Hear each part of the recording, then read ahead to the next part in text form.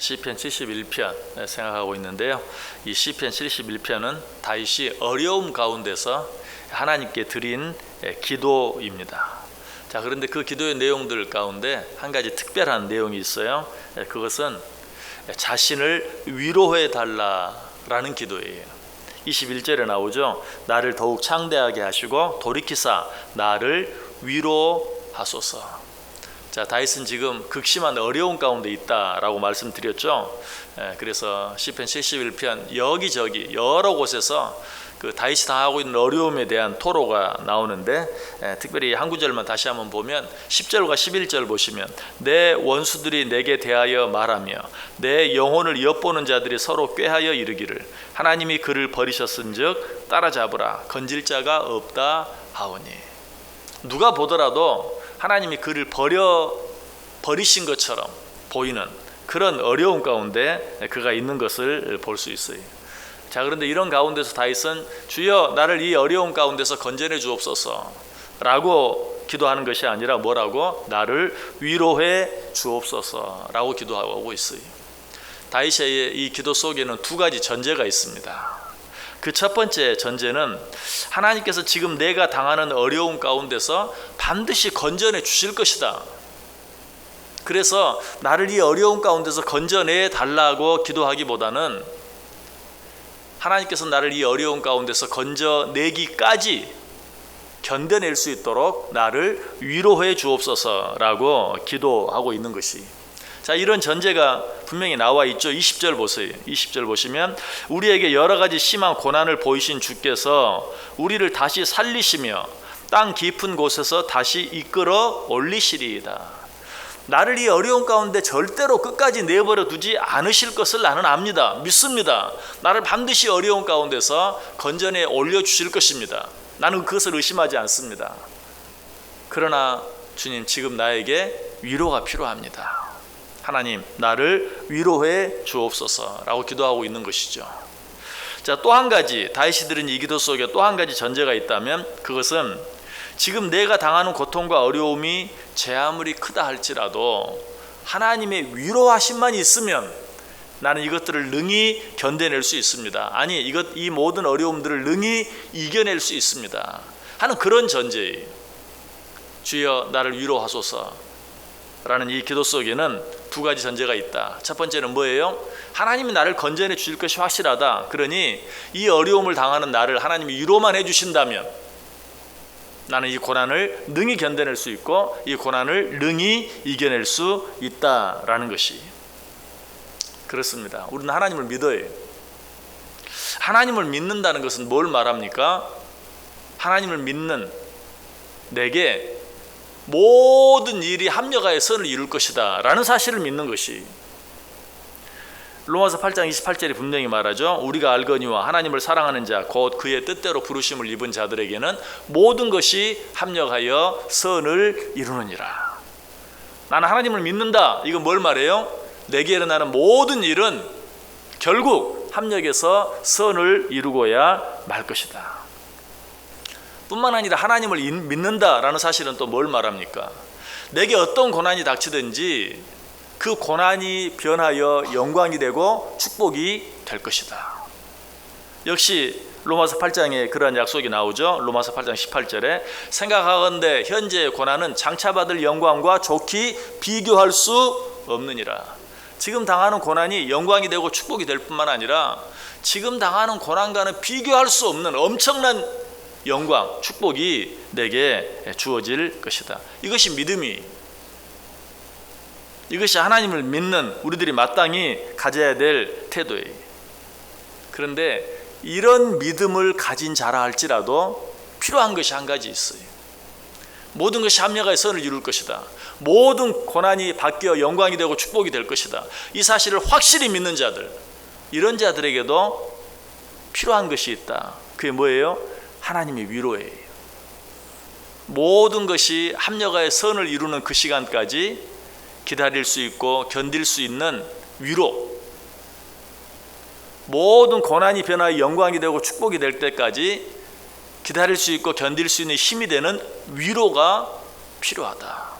다윗은 이 사실을 알았어요. 다윗이 믿음이 없는 게 아니. 다윗은 지금 자기가 당하는 모든 어려움이 변화의 축복이 되고 영광이 될 것, 그 모든 것들이 합력하여 선을 이룰 것을 분명히 알았어요.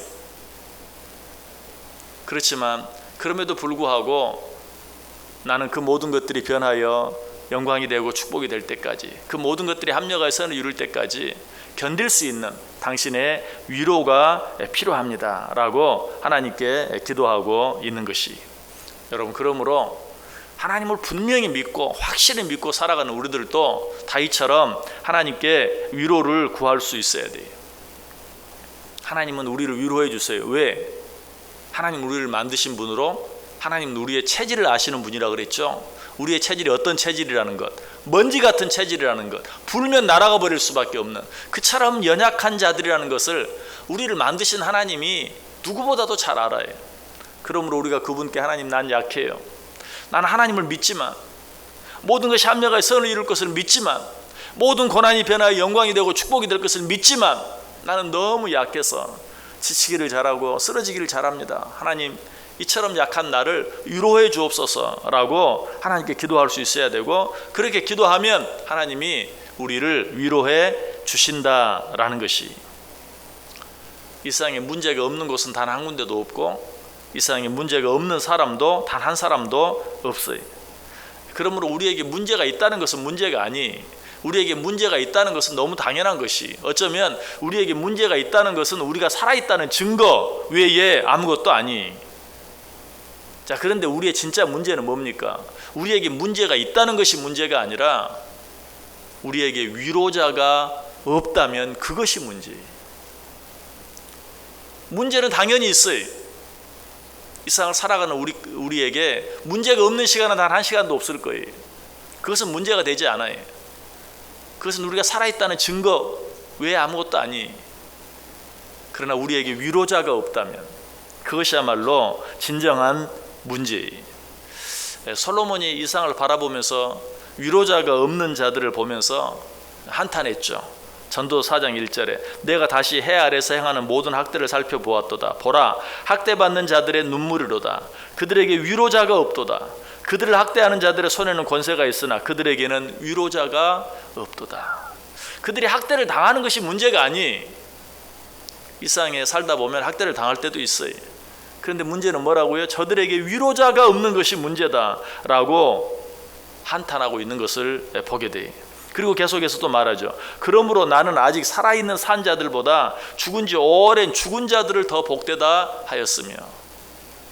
왜 위로자가 없다라고 말한 후에 그러므로 나는 아직 살아있는 산자들보다 죽은 지 오랜 자들이 더 복되다 한다. 위로자가 없이 사는 것보다 차라리 죽은 것이 낫다 라고 말하고 있어요. 또 그 다음 절에 말해요. 이 둘보다도 아직 출생하지 아니하여 해 아래에서 행하는 악한 일을 보지 못한 자가 더 복되다 했느니라. 위로자가 없다면 그 사람은 차라리 이 세상에 태어나지 않는 게 나을 뻔했다. 위로자가 없는 자보다는 차라리 이 세상에 태어나지 않는 자가 더 낫다. 얼마나 위로자가 없다는 것이 불쌍한 일인가 하는 것을 우리에게 너무 잘 보여주고 있어요. 이처럼 우리 삶에 위로자가 있는 것은 너무나 중요해요. 그러나 너무 감사한 것은 하나님을 믿고 살아가는 우리에게 진정한 위로자가 있다는 것이, 그분이 누구십니까?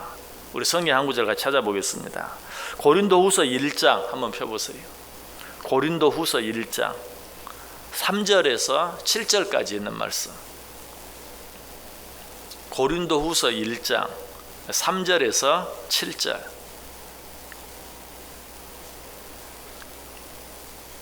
고린도후서 1장 3절에서 7절. 한 절씩 교독합니다. 3절 제가 읽습니다. 찬송하리로다. 그는 우리 주 예수 그리스도의 하나님이시요 자비의 아버지시요 모든 위로의 하나님이시며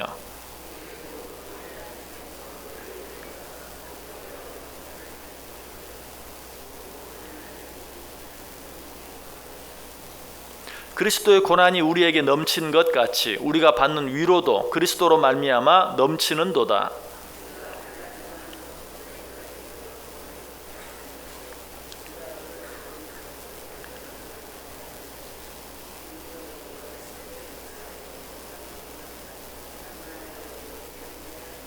7절 같이 읽습니다. 너희를 위한 우리의 소망이 견고함은 너희가 고난에 참여하는 자가 된 것 같이 위로에도 그러할 줄을 알미라. 아멘. 우리 하나님은 어떤 분이시라고요? 우리의 위로자가 되신다. 3절에 말하죠. 찬송하리로다. 그는 우리 주 예수 그리스도의 하나님이시요 자비의 아버지시요 모든 위로의 하나님이시며, 뿐만 아니라 그 위로가 얼마나 풍성한 것이든지 그 위로가 우리에게 차고 넘쳐서 우리로 하여금 다른 사람까지도 위로하게 해준다. 무슨 말이에요? 내가 하나님의 위로로 말미암아 내게 있는 어려운 문제를 능히 이겨내고 견뎌낼 뿐만 아니라 그 넘치는 힘으로 다른 사람까지도 위로할 수 있게 될 것이다 라고 말하고 있어요. 여러분, 우리가 하나님을 믿고 살아가지만 하나님을 믿고 살아간다고 해서 어려움이 없고 문제가 없는 것은 아니에요. 단지 우리가 하나님을 믿는다는 것은 어떤 어려움, 어떤 고난이 있든지 하나님의 위로가 있다. 우리에게는 하나님의 위로가 있다. 그 모든 것들을 견디게 하고 그 모든 것들을 이기게 하는 하나님의 위로가 있다. 여러분, 그러므로 우리는 일상을 살아가면서 하나님의 위로를 구할 수 있어야 돼요. 오늘 다윗처럼 하나님께 구해야 돼요. 주여, 나를 위로해 주소서. 어떤 일이 있다 할지라도 그것 때문에 실망하거나 그것 때문에 낙심하거나 그것 때문에 절망하지 아니할 수 있는 그런 위로를 내게 더하여 주옵소서. 하나님이 나를 위로해 주시기만 하면 나는 모든 것이 변하여 영광이 되고 축복이 되고 모든 것이 합력하여 선을 이루는 그날까지 능히 기다릴 수 있습니다. 능히 견딜 수 있습니다. 하나님, 나를 위로해 주소서. 세상 어떤 사람의 위로를 구하는 것이 아니라, 눈에 보이는 어떤 것의 위로를 구하는 것이 아니라 진정한 위로자이신 하나님의 위로를 구하며 그 위로를 받고 그 위로로 말미암아 모든 것들을 견디고 모든 것들을 이기며 살아가는 진정한 하나님의 사람들 다 되실 수 있기를 주님의 이름으로 간절히 축원합니다. 기도하겠습니다. 하나님, 감사합니다.